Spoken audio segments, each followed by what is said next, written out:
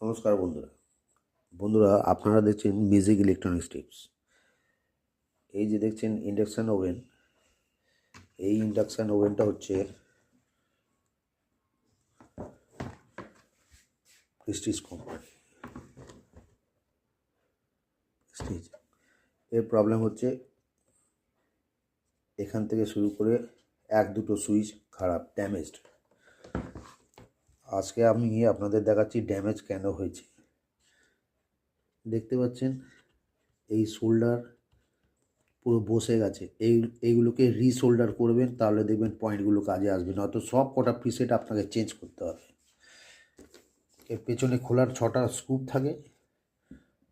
এই হচ্ছে তাতাল দিয়ে সোল্ডারিং আয়রন দিয়ে সব কটাকে যে পয়েন্টগুলো আছে এই পয়েন্টগুলোকে পেস্ট করতে হবে। এই হলো 1 নম্বর। এটার কাজটা যখন করব আপনাদের দেখাবো। এটা সুরিয়া কোম্পানির আছে। ইও থেকে E1 2 3 4 5 6 7 এরও দেখায়। কয়েলের মেজারমেন্ট সব ঠিকই আছে। সেন্সার আমার দেখা হয়ে গেছে, ওকে আছে। পাখা ওকে আছে।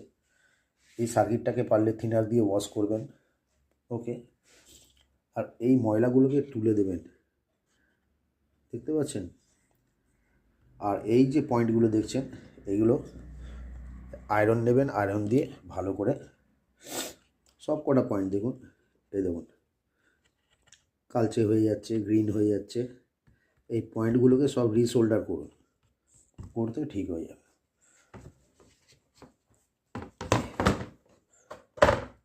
এটা যদি ফ্রন্ট হয় তাহলে ব্যাকটাকে দেখুন এমনি করে ব্যাক করবেন, করে দেখবেন এখানে পাখার এই যে জালিটা আছে দেখছেন কত নোংরা, পুরো এখানে নোংরা হয়ে যায়, যার জন্য পাখাটাও ড্যামেজ হয়। এই পাখাটাকে খুলে ভালো করে এই নোংরাগুলোকে পরিষ্কার করবেন। আর দেখুন 1 নম্বর 2 নম্বর 3 নম্বর 4 নম্বর 5 নম্বর 6 নম্বর এই 6টা স্ক্রু খুললেই এই ব্যাক কভার খুলে যাবে।